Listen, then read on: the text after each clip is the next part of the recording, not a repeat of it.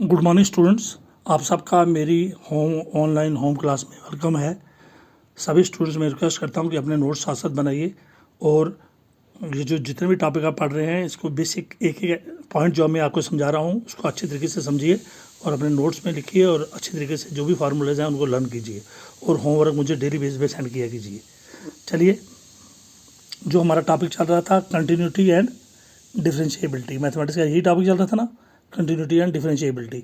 तो मैंने आपको बताया था किसी भी फंक्शन का डेरिवेटिव कैसे निकालते हैं।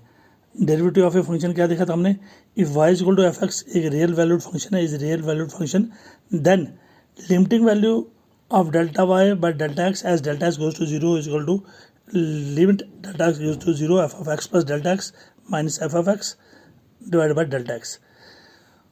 this limiting value, this incremental ratio means delta y की इंक्रीमेंट थी और डेल्टा x की इंक्रीमेंट थी और ये दोनों डिवाइड कर रही हैं तो रेशियो है। This incremental ratio limiting value of incremental ratio is called of as derivative of the function and it is noted by d by d x.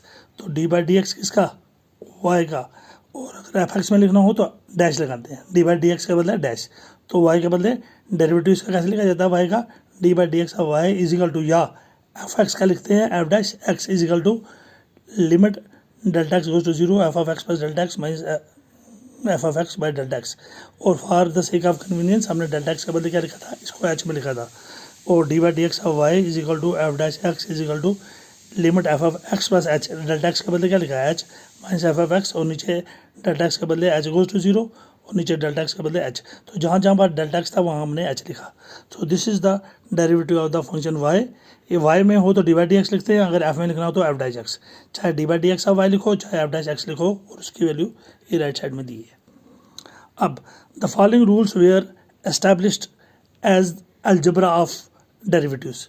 ये जो डेरिवेटिव्स हमने एक फंक्शन का लिया, वाई का डेरिवेटिव लिया डी बाई डी एक्स, इसी तरह सारी फंक्शंस के जो डेरिवेटिव्स हैं उनका एक अलजेब्रा है। अलजेब्रा क्या होता है, addition, subtraction, multiplication, division.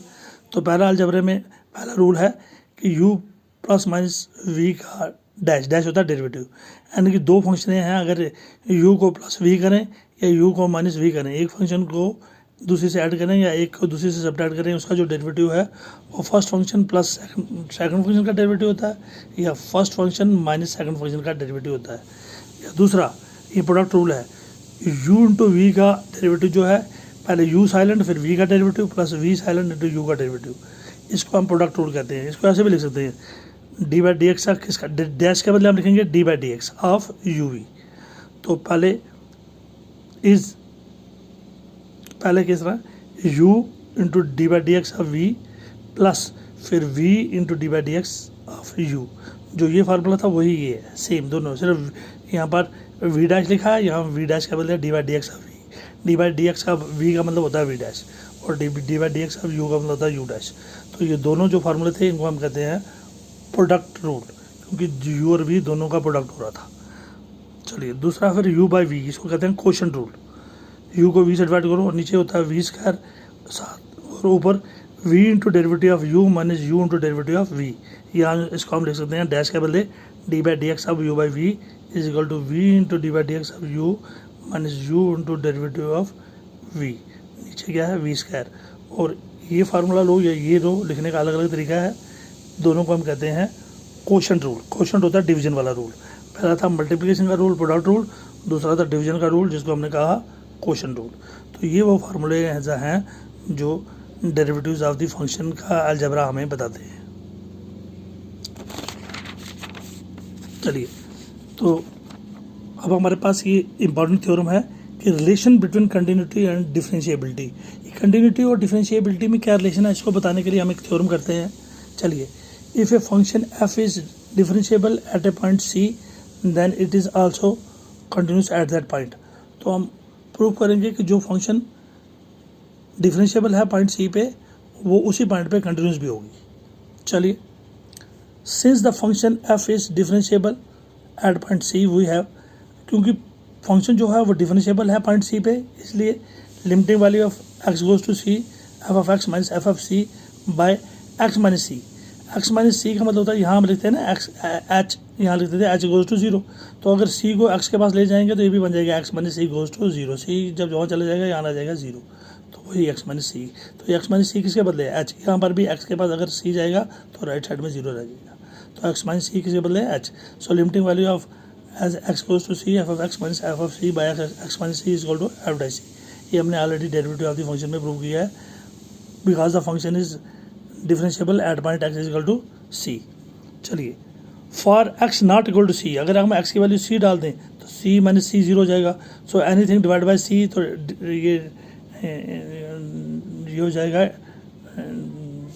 Not defined, तो फंक्शन नॉट डिफाइंड हो जाएगी। तो एक्स नॉट इक्वल टू सी के लिए हमारे पास क्या है, चलिए ऊपर वाला खाली ऊपर वाला पोर्शन लेते हैं। F of x minus f of c is equal to, ये f of x minus f of c लिया और इसको हमने एक्स माइनस सी से मल्टीप्लाई किया और एक्स माइनस सी से डिवाइड किया। वही f of x minus f of c को हमने दोबारा कैसे लिखा, is equal to f of x minus f of c किससे मल्टीप्लाई किया, f of x minus f of c को एक्स माइनस सी से मल्टीप्लाई किया और एक्स माइनस सी से डिवाइड किया। अब दोनों side taking limits on both sides, limiting value of f of x minus f of c is equal to limiting values of x as c, और ये दोनों पूरा इसकी लिमिटिंग वैल्यू ले ली। तो यहाँ पर भी सेपरेट किया, limiting value of x goes to c f of x minus limiting value अपना लिमिट दिया, अब सी को भी दिया, limiting value of x goes to c f of सी।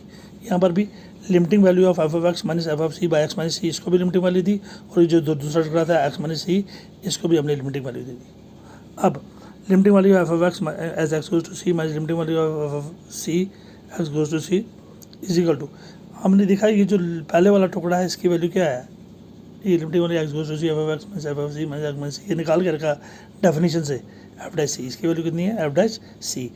और जैसे ही एक्स की वैल्यू यहाँ पर सी देंगे तो हो जाएगा लिमिट खत्म हो जाएगा, और ये बन जाएगा एक्स की वैल्यू सी देने से सी माइनस सी। जैसे ही एक्स की वैल्यू डालते हैं तो लिमिट खत्म हो जाता है, तो ये बन जाएगा एक्स की वैल्यू यहाँ डालने से ये एक्स माइनस सी था, ये बन गया सी माइनस सी। तो लेफ्ट साइड में वैसे ही रहा दोनों की वैल्यूज़, और राइट साइड में एफ डैश एक्स सी माइनस सी क्या होता है इंटू सी माइनस सी क्या होता है 0। तो एफ डैश सी अगर 0 से मल्टीप्लाई हुआ तो क्या हो गया 0, तो कोई भी चीज़ 0 से मल्टीप्लाई होगी तो क्या होगी 0। That means limiting value of x goes to c, ये जो लेफ्ट साइड वाला है इसका माइनस हम राइट साइड पे लेंगे। अब राइट साइड क्या है हमारे पास 0, अब राइट साइड हमारे पास क्या है 0। तो ये limit f of c x goes to c, ये माइनस था, राइट साइड में क्या बन गया limit f of c x goes to c. तो ये जो लेफ्ट साइड है ये माइनस वाली साइड 0 के पास गई तो पॉजिटिव हो गई। सो जब limiting value of the function is equal to value of the function के बराबर हो तो limiting value of f of x as x goes to c is equal to limiting value of f of c as x goes to c. So जब limiting value of the function is equal to value of the function के बराबर हो जाए तब हम क्या कहते हैं, the function is continuous at that point, this shows f is continuous at that point x is equal to c. So जो हमारी फंक्शन डिफरेंशिएबल थी हमने देख रहा वो कंटिन्यूस भी है। So every differentiable function is continuous, जो भी फंक्शन जिसको हम डिफरेंशिएट कर सकें, जिसका डेरिवेटिव निकाल सके, वो फंक्शन कंटिन्यू, अगर वो डिफरेंशिएबल है तो कंटिन्यूस भी होगी, but the converse is not true. इसका मतलब है कि अगर वो डिफरेंशिएबल है तो कंटिन्यूस ज़रूर होगी, लेकिन अगर वो कंटिन्यूस है ज़रूरी नहीं वो डिफरेंशिएबल होगी या नहीं होगी, इसको कहते हैं converse. So converse is not true. So every differentiable function is continuous but the converse is not true.